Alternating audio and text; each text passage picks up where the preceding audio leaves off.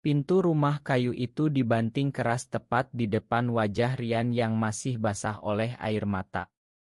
"Kamu adalah noda bagi keluarga ini karena Gai, keluar sekarang juga," teriak ayahnya dengan suara menggelegar. Tangan kasar yang biasa memegang cangkul kini mengepal setelah membaca chat mesra Rian dengan teman sekolahnya. Malam itu di desa kecil pinggiran Surabaya, Rian baru berusia 16 tahun.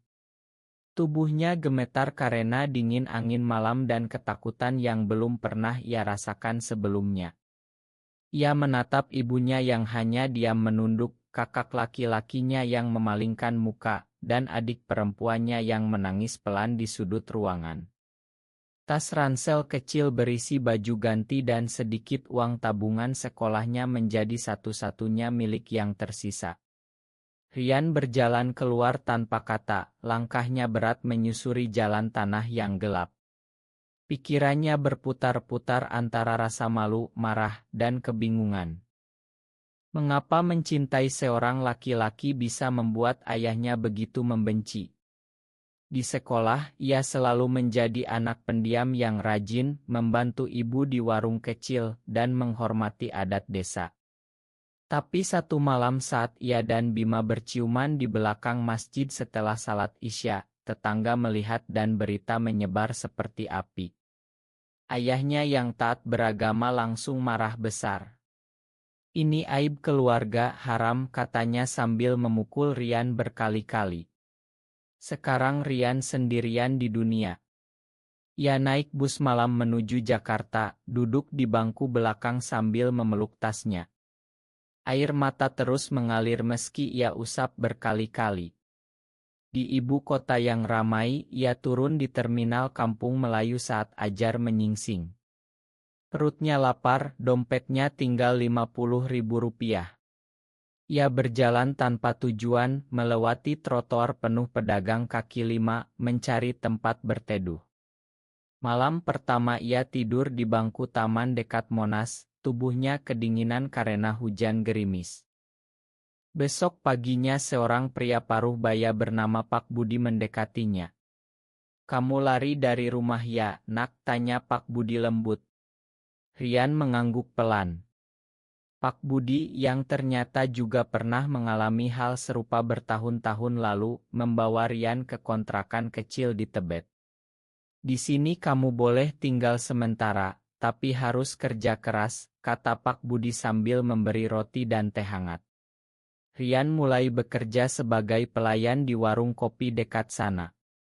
Setiap hari ia bangun pukul 5 pagi, membersihkan meja, menyeduh kopi, dan tersenyum pada pelanggan meski hatinya hancur. Malam hari ia belajar sendiri di warnet murah, membaca buku tentang desain grafis dari internet. Rasa malu masih menggerogoti, tapi ada sedikit harapan. Ia sering menulis surat untuk keluarganya yang tak pernah ia kirim. "Makan aku, ayah. Aku tetap anakmu." Tapi jawaban tak pernah datang.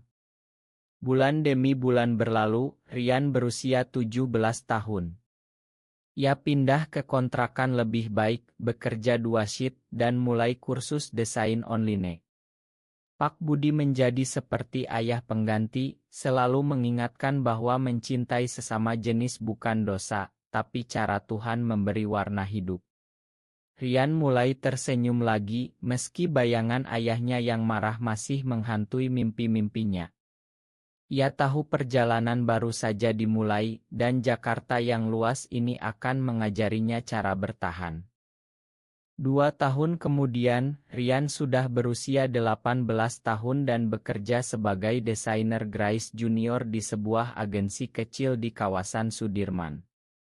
Gaji pertamanya cukup untuk menyewa kamar kos sederhana dan mengirim uang kecil ke adiknya secara diam-diam. Ia masih jarang bicara tentang masa lalu, tapi Pak Budi selalu mendengarkan saat Rian merasa kesepian. Suatu hari di kantor, Rian bertemu Dimas, pemuda berusia 22 tahun yang baru bergabung sebagai akuntan. Dimas memiliki senyum hangat dan mata yang selalu penuh perhatian. Mereka sering bekerja lembur bersama, membahas proyek, dan lambat laun obrolan berpindah ke hal-hal pribadi.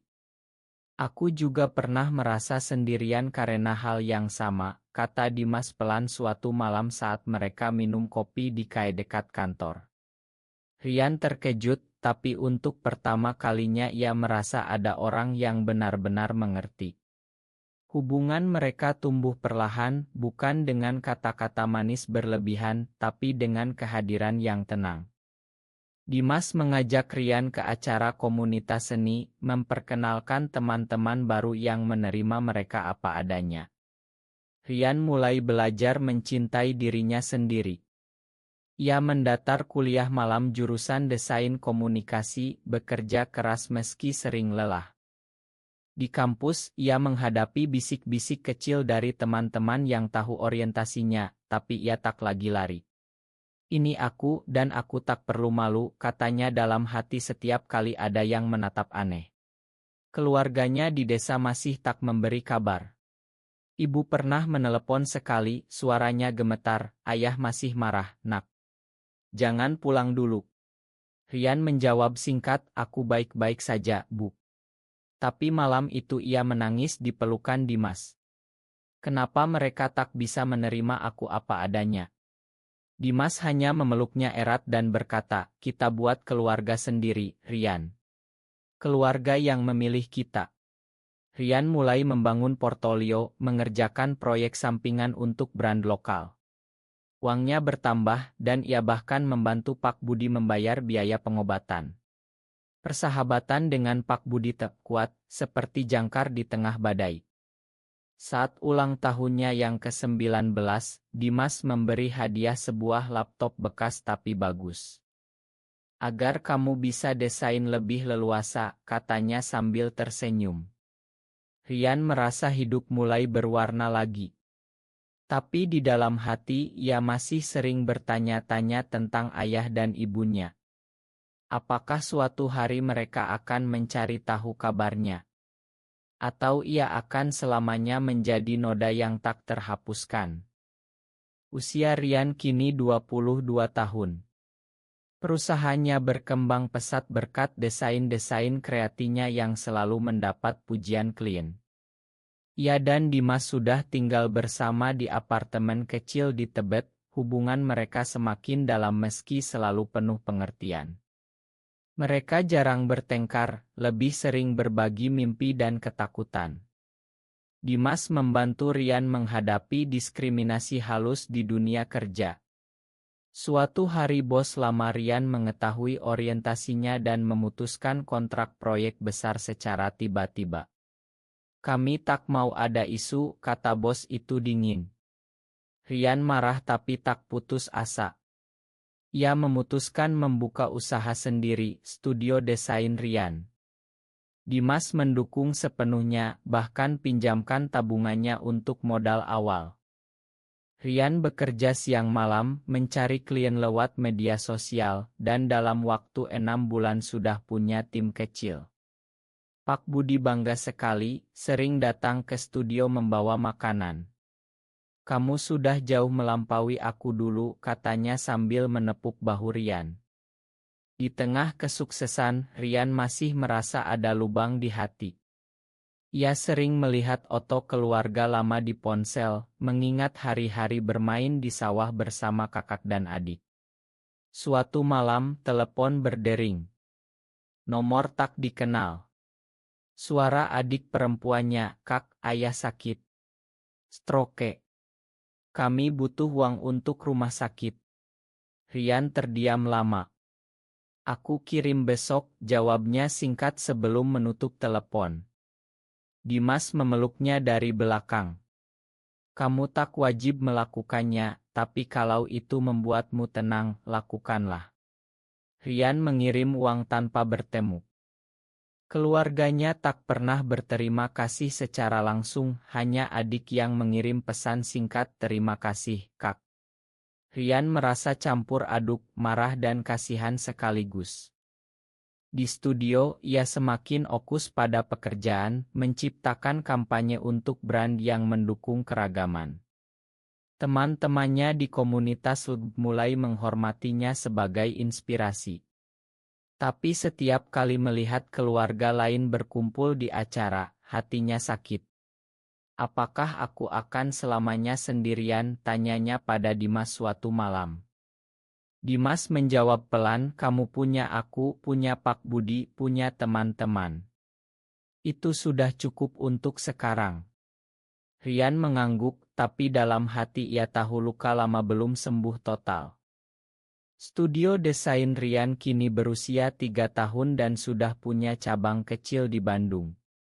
Rian berusia 25 tahun, penampilannya lebih percaya diri dengan kemeja rapi dan senyum yang jarang pudar. Dimas menjadi mitra hidupnya, selalu ada di setiap keputusan besar. Mereka bepergian ke Bali untuk proyek, berjalan berdua di pantai sambil bicara tentang masa depan. Suatu hari aku ingin punya rumah dengan taman kecil, kata Dimas. Rian tersenyum dan aku ingin keluargaku suatu hari mengerti. Kesuksesan tak datang tanpa perjuangan. Rian pernah hampir bangkrut saat pandemi, tapi ia bertahan dengan bantuan Dimas dan Pak Budi. Kini ia bahkan memberi beasiswa untuk anak-anak desa yang kesulitan sekolah. Suatu hari kakak laki-lakinya menelepon. Rian, usaha ayah bangkrut. Hutang menumpuk. Kami tak tahu harus kemana. Rian mendengar suara kakaknya yang dulu sering memukulinya karena dilemah. Kini suara itu penuh putus asa. Rian tak langsung menjawab. Ya ingat malam pengusiran, ingat air mata ibunya yang diam. Aku akan bantu, tapi aku ingin bertemu, katanya akhirnya. Pertemuan pertama setelah 9 tahun berlangsung tegang di rumah sakit tempat ayah dirawat. Ayahnya sudah tua, tubuhnya lemah karena stroke berulang. Ibu menangis melihat Rian yang kini dewasa dan sukses. Makan ayah, nak, kata ayahnya dengan suara parau. Rian tak menjawab langsung. Ia membayar semua biaya pengobatan dan hutang usaha. Tapi ia tak tinggal di rumah lama. Aku akan bantu secara rutin, tapi kalian harus belajar menerima aku apa adanya, katanya tegas sebelum pergi. Dimas menunggu di luar, memegang tangannya erat. Kamu hebat, bisik Dimas. Rian merasa beban di dada sedikit ringan, tapi ia tahu rekonsiliasi butuh waktu. Rian kini berusia 27 tahun. Bisnisnya semakin besar, ia membuka kantor baru di Jakarta Selatan dan mempekerjakan banyak anak muda dari berbagai latar belakang. Keluarganya kini rutin menerima bantuan bulanan darinya. Ayahnya sudah bisa berjalan pelan, ibunya sering menelepon untuk sekadar bertanya kabar. Kakak dan adiknya mulai datang ke Jakarta, tinggal di apartemen yang Rian sediakan. Tapi ketegangan masih ada. Ayahnya masih sulit menyebut kata "gai" tanpa menunduk. Suatu hari adik perempuannya menikah, dan Rian diundang. Ia datang bersama Dimas, tangan mereka saling genggam di bawah meja. Beberapa kerabat berbisik, tapi tak ada yang berani berkata kasar. Terima kasih sudah datang, Kak, kata adiknya sambil memeluk Rian. Malam itu, saat pesta usai, ayahnya mendekati Rian di teras. Ayah dulu salah besar. Kamu tetap anak ayah. Air mata Rian jatuh tanpa suara. Ia memeluk ayahnya untuk pertama kali setelah bertahun-tahun. Dimas berdiri di kejauhan tersenyum bangga. Tapi Rian tak langsung memakan sepenuhnya. Ia masih ingat rasa dingin trotoar Jakarta saat tidur di bangku taman. Ia meminta keluarganya ikut konseling keluarga bersama psikolog yang ia bayar. Prosesnya lambat, penuh air mata dan perdebatan. Pak Budi juga datang membantu, bercerita pengalamannya sendiri. Rian dan Dimas semakin dekat, mereka bahkan merencanakan liburan ke Yogyakarta untuk merayakan ulang tahun Rian yang ke-28. Di sana, di bawah pohon beringin besar, Dimas berkata, "Aku bangga menjadi bagian dari perjalananmu." Rian merasa hidupnya akhirnya utuh. Kini Rian berusia 28 tahun. Keluarganya benar-benar bergantung padanya, bukan hanya uang, tapi juga nasihat dan dukungan emosional. Ayahnya sering bertanya tentang bisnis, ibunya memasak makanan kesukaan Rian saat ia pulang kampung. Kakaknya bekerja di studio Rian sebagai admin, adiknya kuliah dengan beasiswa yang Rian berikan. Rian dan Dimas pindah ke rumah kecil di pinggir kota, tempat mereka menanam pohon bersama dan menerima teman-teman lama. Pak Budi masih rutin berkunjung, kini sudah pensiun dan bahagia melihat anak angkatnya sukses. Suatu malam, saat seluruh keluarga berkumpul di rumah baru Rian untuk makan malam, ayahnya mengangkat gelas. "Terima kasih, Nak. Tanpa kamu, kami tak tahu harus kemana." Rian tersenyum, tapi di matanya ada kedalaman. Ia telah memakan tapi tak pernah melupakan. Ia tahu perjalanan ini mengajarinya bahwa cinta sesama jenis tak membuatnya kurang berharga, justru membuatnya lebih kuat. Dimas memegang tangannya di bawah meja, memberi kekuatan. Di luar jendela, lampu-lampu Jakarta bersinar terang, simbol masa depan yang mereka bangun bersama. Rian menatap keluarganya yang kini tersenyum padanya tanpa malu.